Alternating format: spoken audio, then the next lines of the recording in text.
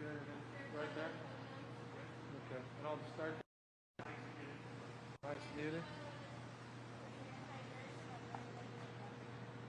And then we're doing this differently, right? Not like this.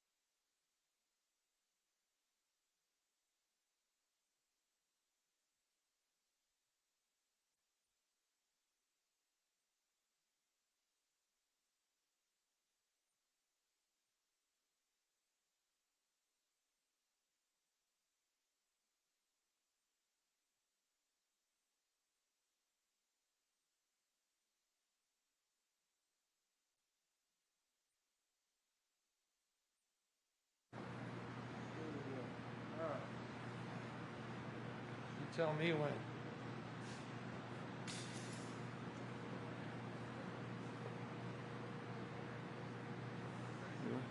Ready? All right. Well, thank you all very much for the opportunity to check in. Good afternoon, and let me thank everybody that is here at this remarkable Tri-Tool facility and warehouse in Northern California for the privilege of their time and tour and an announcement we'll be making related to manufacturing and support within the industry, focusing on California-based manufacturing. I'll do that just in a moment. I wanted to first, though, begin by updating all of you on the numbers of trend lines related to COVID-19. I want to make an announcement about one particular county here in the state of California, and then we will introduce this formal partnership with the California Manufacturing and Technology Association in partnership with GoBiz, our state business arm, and Cal OES, our operations of emergency service team. But first, let me just begin with the top line, and that is the total number of new positive cases here in the state of California over the last 24 hours. We report today some 4,890 individuals tested positive for COVID-19. Tragically, we lost 79 lives in the last reporting period, and we have seen a modest increase both in hospitalizations and total number of ICU patients in the state. Hospitalizations went up some 3.3% in the last 24 hours. ICU patient volume went up 4.4%. As I've been doing over the course of the last number of days, we have been marking trend lines that increasingly are headlines across the nation as it relates to positivity rates in the state of California. And I'll remind everybody that positivity rates become foundational as we increase the total number of tests. And remember, just a day or so ago, we announced over 101,000 tests that were completed in a 24-hour period in the state of California. As we increase tests in the state of California, naturally, we are going to see an increased number and total number of individuals that test positive. It becomes, though, important that we look at positivity rates. That's the percentage of those that we test that test positive to really give us a sign, an indication of what we refer to as community spread. I've noted on charts that I provided over the last number of days that when we did the first 14-day cohort, going back to April, in terms of the positivity rate, we had spiked at 40.8%. Last 14-day cohort period that is up to date, that includes the last 24 hours, our positivity rate is at 5.3%. That's slightly higher than the 5.1% we saw a few days ago, and the 7-day trend higher still at 5.7%. So positivity rate in the state of California over a 14-day period, 5.3%. Over a 7-day period, 5.7%. We were able to conduct not 101,000 tests as we did 48 hours ago, but in the last 24 hours, we conducted 77,000 tests. Let me just take a moment on the test to mark a following consideration. I noted yesterday that we've averaged 88,000 tests a day over the last 7-day period. That 100,000+ testing marked certainly a milestone in the state. I want to say two things about testing. We still need to test more people, number one. Number two, I also want to mark appreciation. Today, we end the formal task force, the testing task force that we put together a number of months ago. And I want to thank the co-chairs of that task force, Dr. Charity Dean and Paul Markovich from Blue Shield. They did an outstanding job. I cannot be more grateful on behalf of a grateful state for their efforts. The fact that we've averaged over 88,000 tests over the last week is testament to their efforts and their entire team that they put together. Recall, just a few months ago, we were testing just shy of 2,500 people every day, 2,500 a day. Their efforts, they were able to achieve milestones that we set out at 15,000 a day, 25,000 a day, a goal of 60,000 a day, a stretch goal of 80,000. And here we are with their efforts demonstrably advanced. And I want to just, again, congratulate them on a job well done and thank them for volunteering to take that role and that responsibility. We'll be reconstituting that task force now with a different frame of focus and a different energy in terms of now looking to more target our testing, what some would refer to perhaps lazily as smart testing, or just more targeted testing at communities that have been underserved, under-resourced. And so the next iteration of our testing, we still want to see the volume, but it's not just the volume we want to see. We want to see a specificity of testing and a sophistication of the type and target of the testing. And so we'll be making more announcements in the next number of days and weeks related to those efforts. But I just, again, want to thank our co-chairs for their outstanding leadership. We've been monitoring, and I've made this point abundantly clear over the course of the last number of days, we've been monitoring all 58 counties in the state of California for community spread. We've been looking at the positivity rates. We've been looking at ICU volume. We've been looking at total number of hospitalizations, not just deaths, the most lagging of indicators as it relates to this pandemic. We've been doing so recognizing, and I can't again say this enough, that California is the size of 21 states combined. The size and scope and scale of California require a disciplined understanding that there are parts of this state that are very distinct and unique from other parts of this state. So when I begin these presentations, as I've done today, I talk in the aggregate. But again, none of us live in the aggregate. We live in counties, we live in cities within counties, communities, large and small, where conditions are very distinctive from one another. And so while we monitor all 58 counties in the state of California, we target our engagement and efforts based upon conditions that present themselves. We talk in terms of these attestations. These are the guidelines that we put forth at a state level that must be met in order for counties to come forward with their health officials, their health directors, and their county representatives to attest that they have plans, protection plans, and containment plans for this virus. Those are point in time. As some of their attestations change based upon conditions, we offer technical assistance at the state level. We've done that now for 15 counties that are formally on what we refer to as our watch list, where we're providing more formal, more targeted support. By the way, that's not just for counties that have attested. I'll give you an example. Imperial County has never moved forward with an attestation because they recognize they couldn't meet the criteria the state of California has put forward. But nonetheless, we are engaging them with technical assistance. They're one of 15 counties that we're actively working to address considerations, concerns, trends within their various counties. As it relates to Imperial County, we've made it abundantly clear over the course of many, many weeks, arguably over the course of many, many months, that Imperial County's conditions required a unique set of support and counsel. And as a consequence, we have made it clear over the course of many months now that we've been sending additional resources down into Imperial County. Imperial County is unique in this respect. We have now had over 500 individuals transferred out of the hospital system in Imperial County just over the last 5 weeks. We've averaged anywhere on a low of 15, but more about 17 individuals every single day that we're transferring out of their system, decompressing their system in the county, and then providing supports in surrounding counties.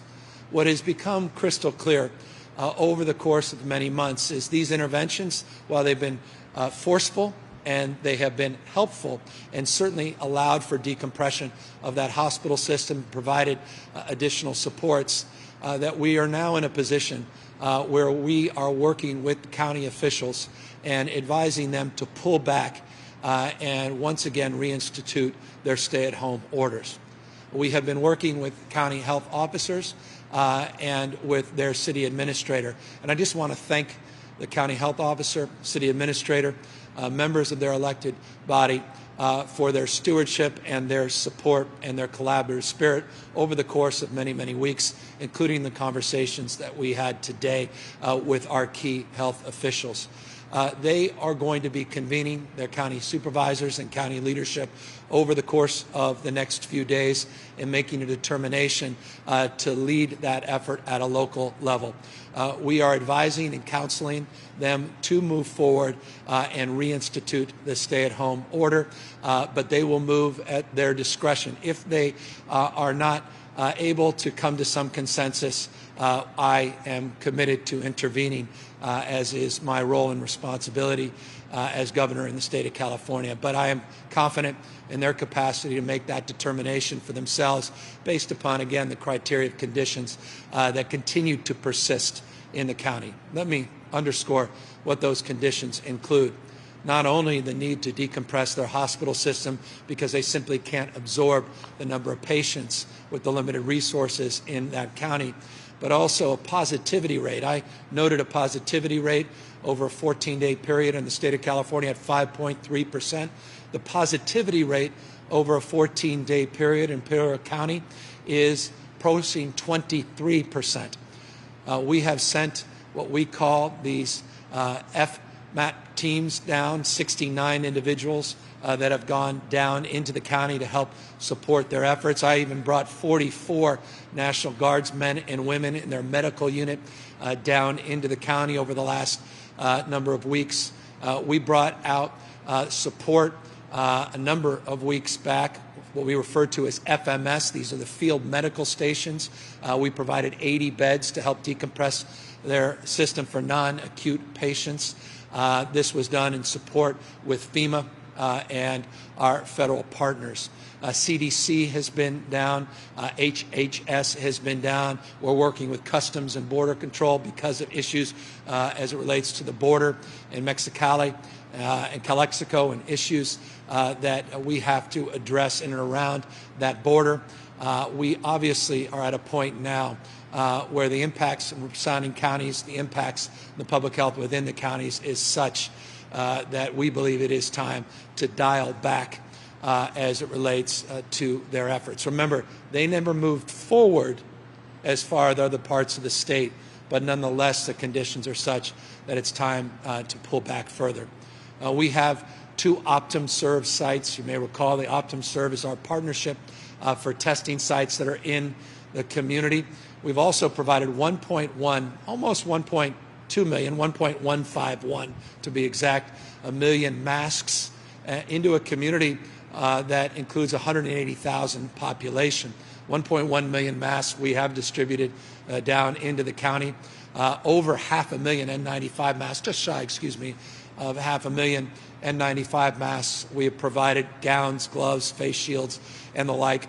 We are committed to providing more resources in real time to help support their efforts as well. As I recognize, good enough never is, and we are finally in a position with these large contracts where now we've received just from one contract, BYD, 33 million N95 masks. We're in a much better place now to even be more supportive to our friends, our partners, and community in Imperial County. And so these are the efforts that we wanted to update you on today. We continue to press even more efforts. I want to just acknowledge Vice President Pence, who has reached out and to support those efforts in the county proper. I want to thank incredible leadership, Bob Fenton and FEMA, and their partnerships and their stewardship and focus on the needs of this county. And I want to just thank our team that includes the Department of Labor, includes EMSA and partnerships there, California Department of Public Health that has strike teams down there, in addition now to our agricultural partners and additional partnerships from state agencies that are now helping support the cause of mitigating the spread of this virus in the county. Final point, I also want to acknowledge our leadership of Mark Gilladucci at the Office of Emergency Service. There's one county in the state where we are providing 100% of the costs related to the emergency response. It's in this county where FEMA traditionally will pick up 75% of the cost, 25% of the costs are borne by the state and local government. There's no cost that we are assessing related to that partnership with FEMA in Imperial County. That partnership, we are absorbing those costs, rather, we are absorbing as well. So look, we recognize the economic costs of what we are arguing for. We recognize the economic costs that COVID-19 has already impacted on the community, but we recognize now our responsibility to keep people healthy, keep people safe, and step up our efforts. So 15 counties overall that we're monitoring very, very closely. All 58, of course, that we have oversight and continue to monitor. Numbers, 4,890 positive tests, a little bit better than yesterday, a little bit better than that record number north of 7,000 a few days ago. But these trend lines over the last 7 days, over the last 14 days are disturbing, and that's why I cannot impress upon people more to wear these masks when they cannot practice physical distancing, to continue to be vigilant about the spread of this virus. We are entering into a weekend. So often it's the case, people let their guard down. Be one of those individuals. Continue to practice physical distancing, social distancing. If you are going to break with tradition, common sense, and you're going to invite your neighbors or friends or extended family members over against the advice and counsel of local health directives, wear a mask, practice physical distancing, express your appreciation, your friendship, and your willingness to reach out and connect with others in a way that keeps them safe and keeps you safe as well. That said, and I will repeat this message before I let you all go, unless you want to turn off this communication, which I appreciate. But first, I want to ask Dr. Angel to come up and talk a little bit more about the 15 counties that we're monitoring, but particularly this one county in Southern California that needs particular attention. And then I'll get to why we are here at this wonderful warehouse facility in the first place, update you on a new partnership to help support California manufacturing and help support job creation in the state of California as well. Dr. Angel?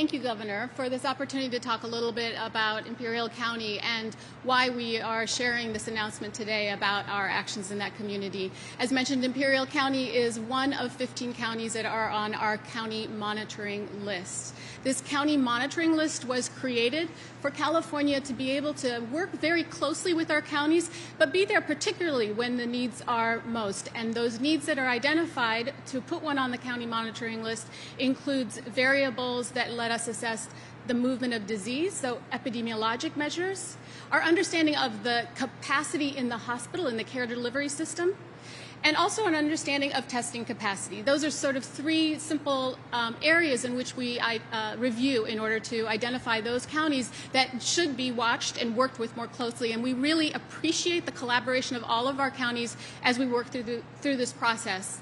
Imperial County, as mentioned, has been on our monitoring list, and we've been working very closely with them. And they've been excellent partners as we move forward. But there are a couple of indicators at this point that make us particularly concerned.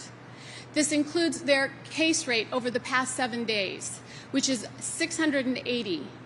That's vastly above the 100 over the last 14 days that's required to get onto the monitoring list. There's part of the threshold, well above, and it has been maintained at that level. Additionally, the test positivity at 23% is particularly concerning as well.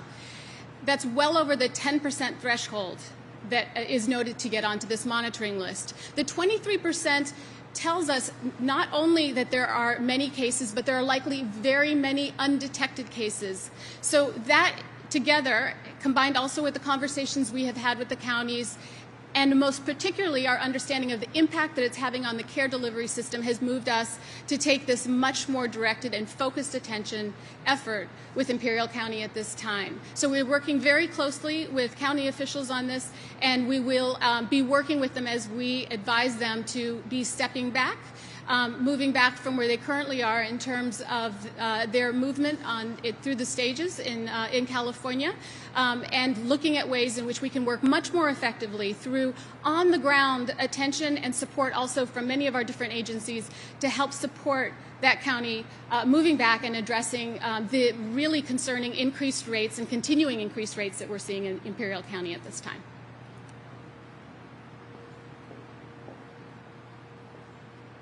Thank you, Dr. Angel, and thank you for your outstanding leadership, stewardship, and support of the efforts to work through this recent increase in total number of positive cases in the state of California.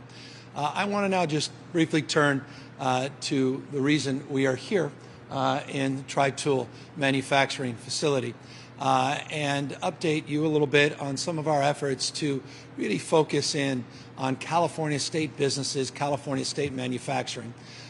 It is not often stated and not well known that California is the largest manufacturing state in the United States of America. It's a point of pride for many of us that live here, work here, and reside here. Demonstrably, this is one of our more successful manufacturing facilities that you see here.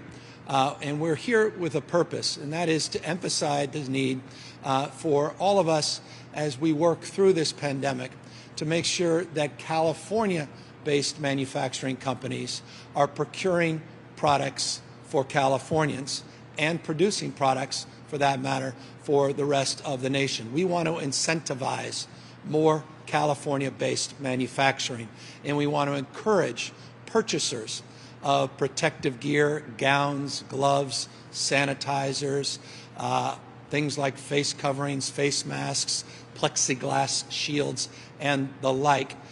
We would want to encourage people to purchase from California-based manufacturers. By the way, that includes the state of California itself. It's not lost on me.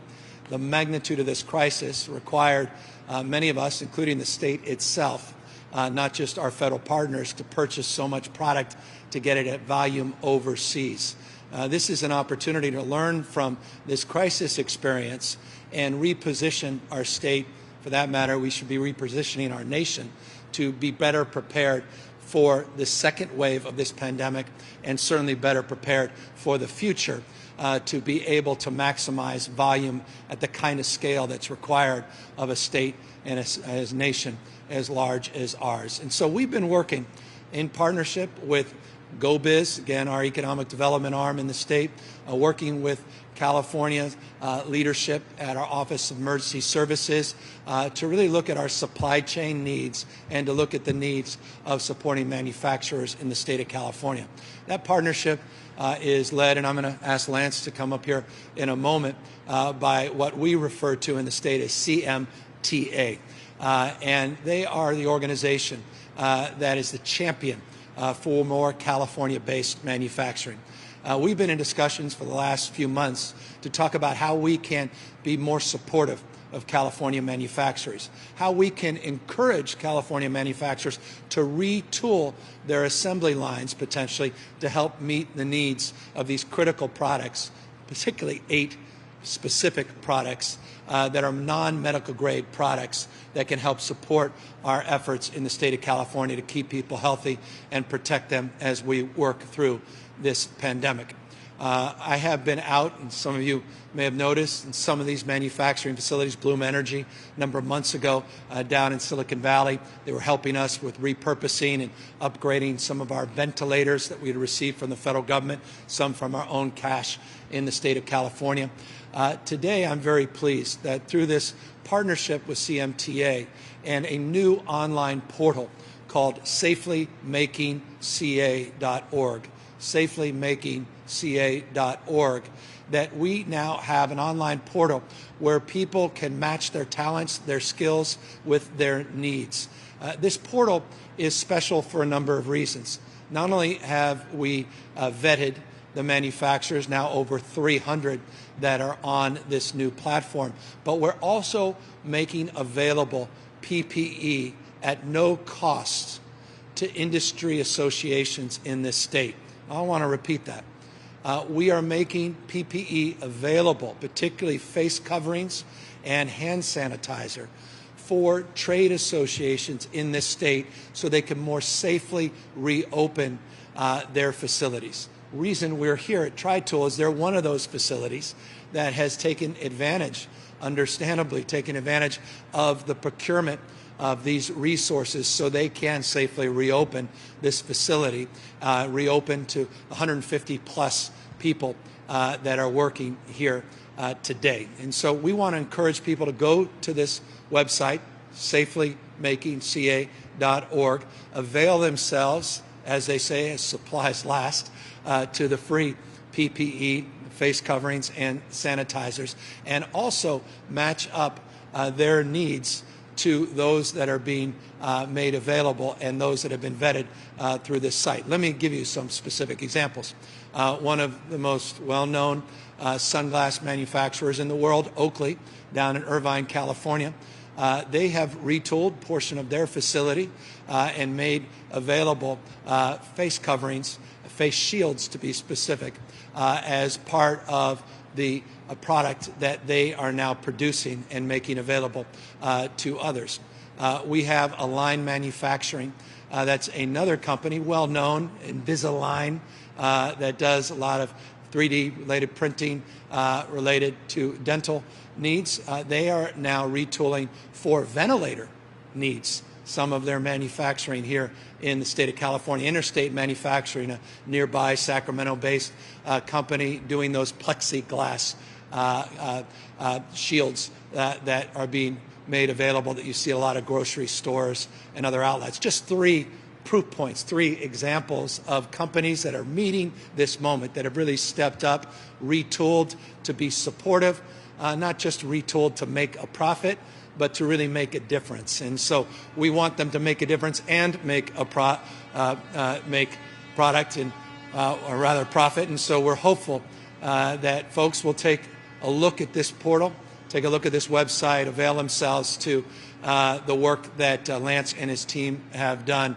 And with that, let me just ask Lance to talk more about that work more specifically, and the kind of vetting that he's done and the kind of products and protocols that he's advanced to help support California-based manufacturers. Lance?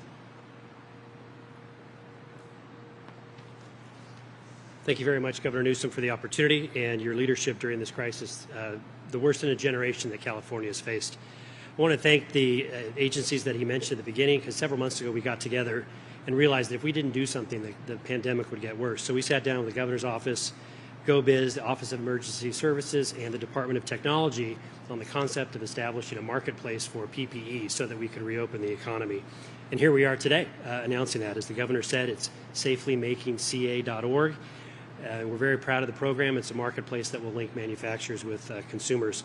But in order for us to make that effective and successful, we had industry partners that worked with us, including the California Restaurant Association, the California Grocers Association, California Retailers Association, the Western Growers, Agricultural Council of California, California Farm Bureau Federation, the California League of Food Producers, and locally here, the Sacramento Metropolitan Chamber of Commerce.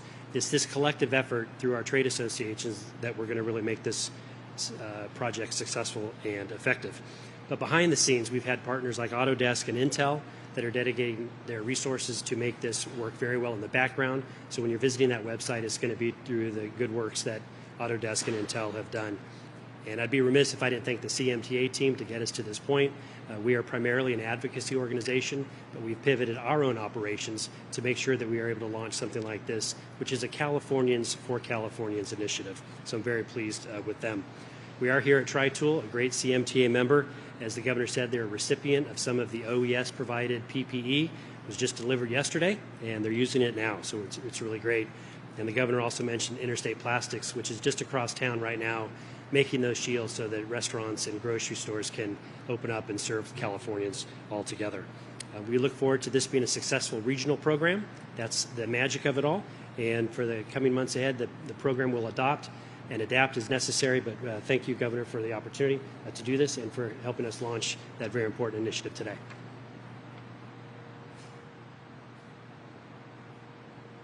I want to thank Lance in particular. He is no greater advocate for California-based manufacturing and make a case California's future being a manufacturing future. And I could not agree more. And I just want to thank him for his patience, not just his stewardship and leadership with this partnership as we put it together and as we've formed it. I also want to thank Chris and Joe and Pat and the team that allowed us here today for providing us this opportunity and being a proof point of being beneficiaries of some of the PPE that we are providing at no cost to manufacturers in the state. I should note, and I appreciate Lance referencing this, from the Grocers Association to the Ag Council, to the Restaurant Association, we have already distributed 35 million units of PPE within those associations, 35 million units at no cost within those associations already, again, to help us safely reopen the economy in this state. We want to continue to do more as we get more PPE in, as we continue to develop the kind of scale of partnership and capacity with these large contracts that we have procured. We'll do more. But again, we want to get these smaller contracts going and help support California-based manufacturing. And there's no reason why, after this pandemic's behind us, that we can't, as a nation, create the framework so that we have American manufacturers, California-based manufacturers, that can produce hundreds and hundreds of millions of units of PPE. There's no reason that we can't do that as a nation and as a state. And we're committed in the long haul to do that, but we want some proof points in that interim, and that's what this partnership really is all about. Let me just circle back and close as I began. We talked about Imperial County and the need to begin to toggle back. We, as well, a few days ago, talked about our appreciation to Disney and their willingness not to move forward with a July opening or reopening of their theme park.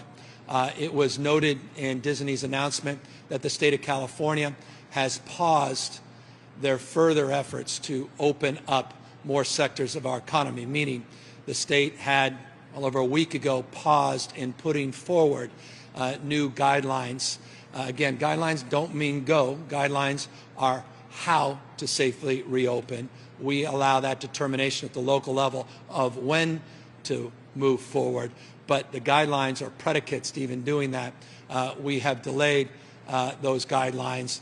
Disney, to their credit, recognized that and made that public. That is the case. We are at pause, have been for over a week now, and there is nothing to suggest, based upon the criteria and conditions in those trend lines that are developing the headlines across this nation, but substantive here in the state as well, that we'll be moving anytime soon by pushing further with those protocols and those announcements. That said, it was just announced in San Francisco that they are also pausing their next phase of opening and reopening that they were looking forward to this Monday.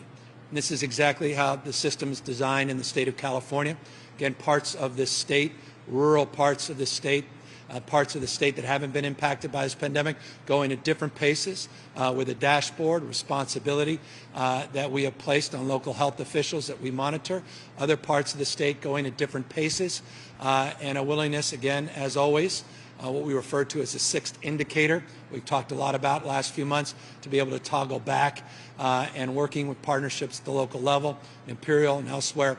I expect we'll see that kind of pause, that kind of movement you're seeing in San Francisco. We hope to see in Imperial County take shape. So that's the update for the day. And as always, we look forward to answering a few questions. Hi, Governor. Sophia Bolag here with the Sacramento Bee. I'll be asking questions on behalf of the press today. You mentioned toggling back. Are you planning to toggle back any statewide guidance or orders at this point? And specifically, are you planning to allow bars to continue to stay open given the higher risk of transmission at those businesses? I think exactly what San Francisco did is exactly what the system was designed to do, and that is to empower local health officers based upon the conditions in their community. Remember, I can't say this enough. California is not one size fits all. This is not a small state. The population of the state is equivalent to 21 states combined. So when you look at the prism of California, the only responsible way to look at it is through a bottom-up lens, not just a top-down lens. Each county being monitored, each county that has unique criteria and conditions, and within those counties, unique conditions as well. One county, Imperial, clearly the conditions persist that have generated consternation, and we are encouraging and advising them to now pull back and reinstitute a stay-at-home order. I am very pleased the leadership in San Francisco, their county health directors. I imagine you'll see others doing the same. We have already paused well over a week ago further reopening of certain segments of our economy, and we certainly reserve, based upon conditions at the local level, based upon particular criteria that we put forth, and the monitoring of these 15 counties, reserve the right to consider the specifics of the question as it relates to specific sectors within our economy and whether or not we want to pause the reopening or toggle back as well, and we'll make that determination in real time. So just to clarify, at this point, you're not planning any sort of statewide toggling back, or is that something that's still being considered? We well over a week ago, we were putting out new guidelines. We paused those guidelines. That was exampled in the press release that came out from Disney. Disney, to their credit, did the right thing, recognizing the state was not forthcoming with the new guidelines. There are a number of other guidelines that we were putting out that we had paused over a week ago. City and County of San Francisco, cities and counties, large and small, that have unique and distinctive concerns. We encourage them to act as the health director in the city. San Francisco just did, and others. To the extent they don't, we will advise, as we have in Imperial County, that they do, and we'll reserve the right and our authority as a state to pull back. The next question is from Dustin Gardner of the San Francisco Chronicle. He'd like to know if you think that Arizona's lack of restrictions and soaring case numbers have contributed to the crisis in nearby Imperial County. I think it's too early to tell. We had that conversation with our health officials, not only around neighboring states, but neighboring nation. And that is quite literally, when I say literally, I mean quite literally being reviewed, has been for well over a week. where there's a deep dive in partnership with the CDC, where that is being determined with the kind of specificity that's required of their analysis, not just political punditry. So as soon as I get that study back from CDC to truly understand the specific indicators that have led and continue to persist in reflection of the numbers and the data coming out of that county, I'll be providing that to you. I was hoping to get that yesterday. We're hoping to get it as early as today. The next question is from Joe Replogle of KPCC.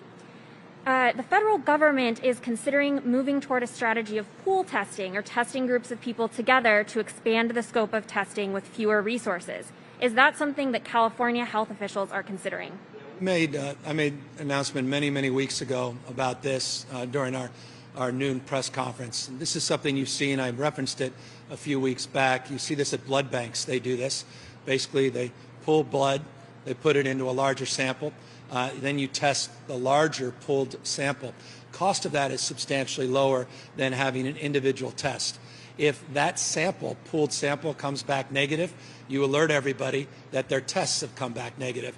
If that sample comes back positive, obviously you have to alert everybody that they may have been that individual that committed that blood to that pool, and everybody then is retested.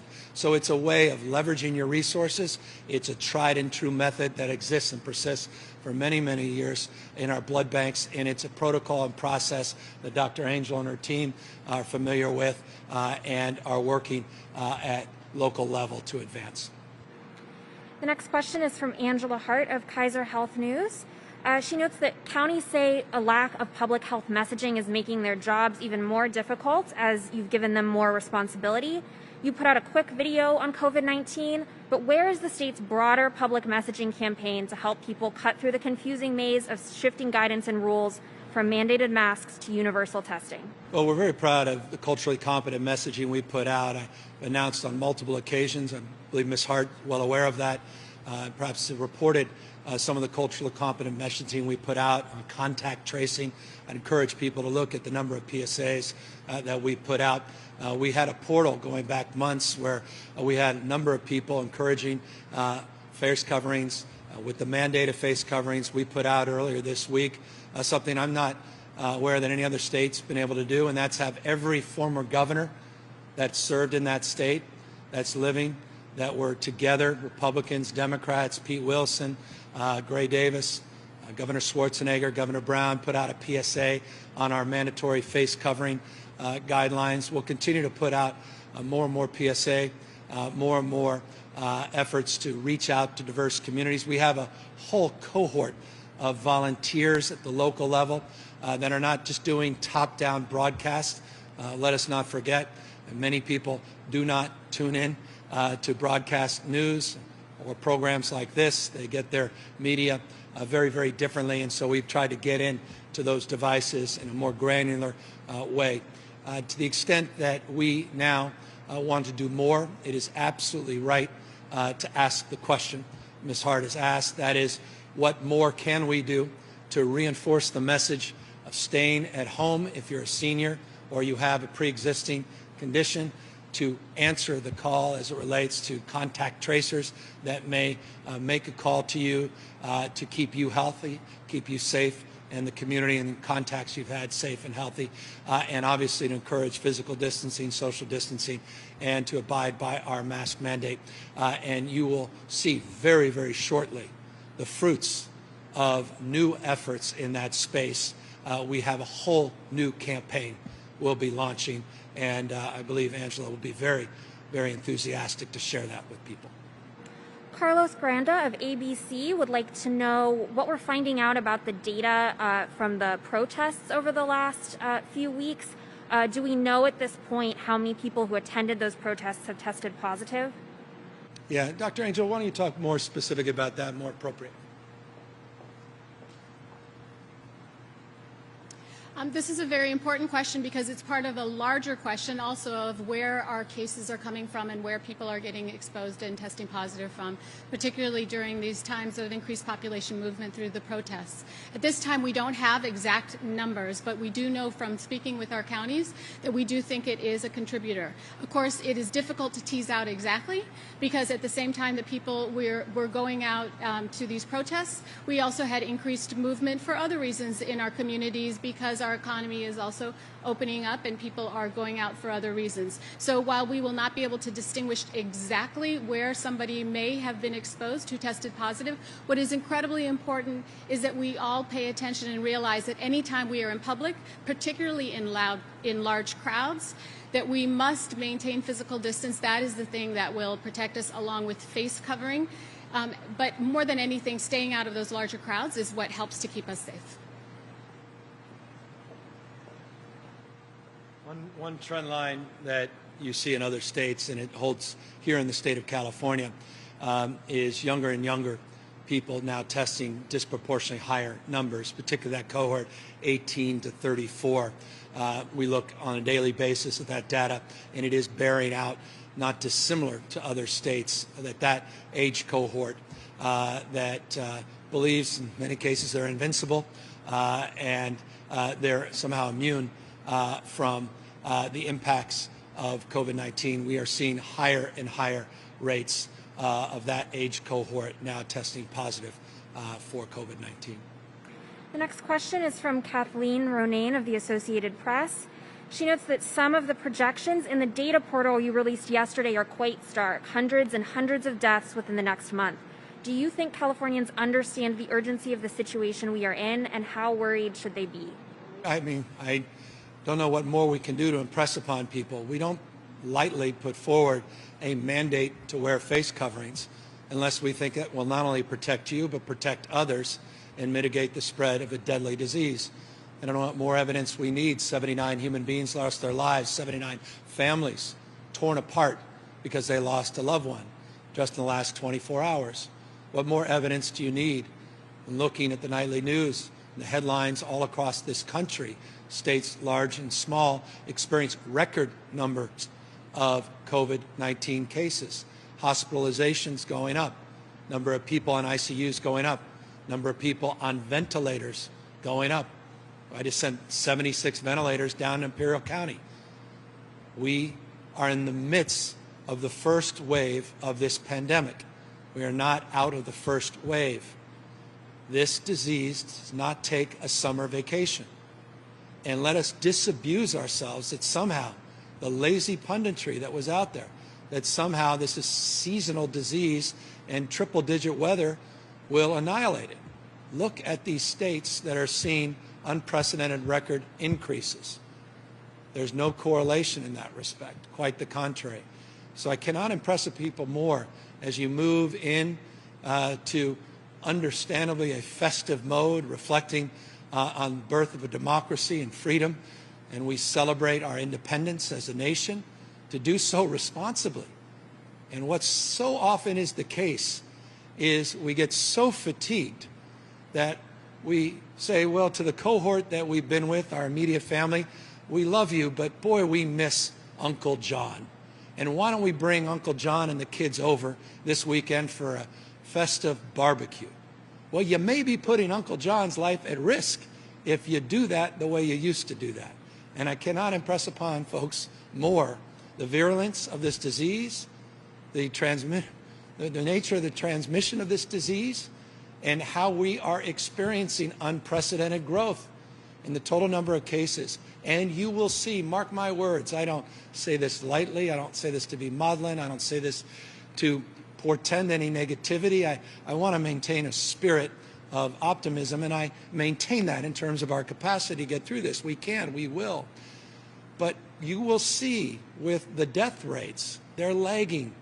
You will see with these positivity rates going up in the last week or two, that in the next week or two, you will start to see numbers increase, not just in the hospitals, which we have seen in this state. Remember, just the last 24-hour reporting period went up another 3.3%. But you'll start seeing that tragically in the number of lives lost. And it's not just 80 and 90-year-olds that are losing their lives. And it's not just 65-year-olds and over that are getting positive test results back. And so please, even if you don't feel sick, you may be transmitting this disease. You may be pre-symptomatic, you may be asymptomatic, but you still may be a vector for transmitting this disease to vulnerable people. Someone that may appear healthy in line with you at a grocery store wearing a face mask, you may be pre-symptomatic, and that person may have leukemia, and you may put that young girl's life at risk and never even know you did it. Please, please, practice common sense, common decency. Protect yourself, but also protect others in that environment where you're mixing with strangers, or you're in crowds where you can't practice physical distancing, where you're close and proximate with other people. Please wear face covering. Please take this pandemic seriously. What more evidence do we need? Turn on your nightly news and let us, again, recommit ourselves to your health and the health of our community, the state and nation, and the world collectively we're trying to build. Governor, your administration has really had a focus in the past, month or so on putting out guidance so businesses can reopen safely. Has your administration and have you done enough to inform people about the dangers at these small family and friends gatherings where you say that there's an increase in spread? Well, I'm saying an increase of responsibility. I don't know that I could repeat what I just repeated enough, and I've repeated that on every opportunity, every occasion that I've been in public. So I'll do more. I'm trying to do these on a daily basis, to the extent I can have multiple messaging, get other messengers, getting former governors, getting celebrities, getting people that truly can reach out to diverse communities in the state of California, trusted messengers to deliver this message. We've been doing that for months and months and months. I have made this point on ad nauseum occasions. You, among others, have written about it. I'll say it again. Guidelines don't mean go. That putting out guidelines is how to safely reopen, not when to safely reopen. And I say that also in the context of the way we have organized our reopening strategy in the state. It's not been top down, it's been bottom up. So it has another layer of consideration, and that is local health officers that understand the unique conditions in their community, that also have to attest to conditions and criteria, that also have a responsibility to put out information and guidance at the local level and monitor their success as it relates to safely reopening. You've seen counties that have done that very effectively. Some counties like Imperial that have not been able to even move into that attestation process because they can't meet that criteria. And you're seeing a lot of leadership local level that's also amplifying this message. It's not just one person selling down a vision. It's all of us that have the responsibility to communicate this message. And one thing that communicates the message is not just the substance of wearing a mask, but the symbolism of wearing a mask. Because when you're wearing a mask, you're also sending a message that we're not out of the woods, that we're still in crisis. This pandemic is still real. And that's why it's so important. And we've been reinforcing that on a daily basis, and I'll continue to do as much or more than we have in the past, the next days and weeks and months. And as I said, we paused a lot of the next phases. We're grateful for local elected officials and local health officials for making determinations on their own not to move forward in the next phase. And as we have in Imperial County in the announcement today, we reserve the right to toggle back if we don't see movement at the local level. So I wanted to also ask you about the state budget that lawmakers are slated to pass and send to you today. Your administration had initially asked for close to $3 billion in funding to spend on coronavirus response. The legislature has agreed to a smaller number, about $716 million. Do you think that's going to be enough going forward, especially after the legislature goes on recess to, respond to COVID-19 in the state? Well, I think we will sign. I hope they pass what I believe is a responsible budget under the historically difficult circumstances that have been presented to state. $54.3 billion budget shortfall. Just 4 months ago, we announced a $6+ billion projected budget surplus, which we believe likely would have been substantially greater than that based upon information that came in terms of revenue growth in the weeks and month after I made my January budget announcement. Under those circumstances, the ability and needs to address the needs of so many in this state and desires for people not to see cuts but actually see greater investments, our ability to draw down our reserves in a responsible way, including our safety net reserves, not just our general fund Prop 2 reserves. I believe we're in a position where those numbers will be adequate to the task. But we have authority and we have great spirit of partnership with legislative leaders to do what we must to keep people safe if conditions require that. I also cannot just say enough about our partners at FEMA who have been extraordinary, and my confidence in the incredible partnership and leadership of Speaker Nancy Pelosi, and my expectation that the federal government, and I really believe this, we've been calling for this probably as aggressively as any state in the country, but my confidence in her leadership and the leadership in the Senate that will do the right thing in the next few months and provide even more supports for states like California to address COVID-19 related expenses. And I think that will also be additive and help with that task. Any other questions? Yes, Melanie Curry of Streets Blog California has a question about farm workers who are essential workers and at high risk of exposure to COVID-19. She's wondering if you can discuss what's being done to protect their health, inform them of their risks, and make sure that they are cared for and isolated and that the food supply chain is protected. I was very proud to sign an executive order protecting critical essential workers and provide them sick leave protection as a state. We highlighted that. We highlighted the essential nature of that workforce, in particular our farm workers. We've been working with seasonal farm workers, Monterey Coast, Salinas Valley. We have a lot of seasonal workers who will be coming into the Central Valley, working with local elected officials and community-based organizations to help with that specific kind of outreach to protect those workers. As Lance just said, because of the CMTA partnership, I couldn't be, again, more pleased, proud of their work.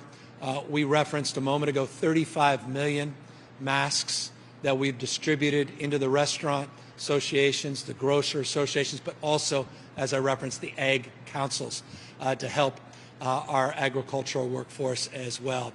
So we've been targeting PPE in that space, not only through the CMTA partnership, but also directly. We've been targeting workplace protections to the farm workers and seasonal workforce that's come in. We have a lot more work to do, but we cannot thank our farm workers and those essential workers more, because those are the folks that fed us in the midst of this pandemic, those stay-at-home orders, and we owe tremendous debt to that workforce. And my gosh, if there was any moment in our nation's history, particularly this moment with so much division, consternation, fear of the other, focus on xenophobia and nativism, to pause and reflect on what's on our dinner table every single night, and the champions and the heroes that didn't take a day off, put their lives on the line and risked themselves as we were staying home. It's those farm workers, not just in the state of California, but all over the country, that deserve praise and deserve finally recognition. Many, yes, forgive me, that are here without documentation, but we're essential workers that you counted on so you can eat and feed your children. Forgive me for moralizing that, but it needs to be said. It needs to be said much more often than it's been said. And final question from Doug Sovereign of KCBS. As you know, New York and the tri-state area are quarantining visitors from high-risk states. California is still not on their list, but we do exceed their criteria. Have you had any conversations with Governor Cuomo or the other governors about this? Do you agree with their decision to quarantine people from states such as ours?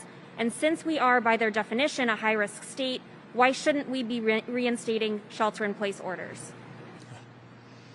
I've got to unpack that.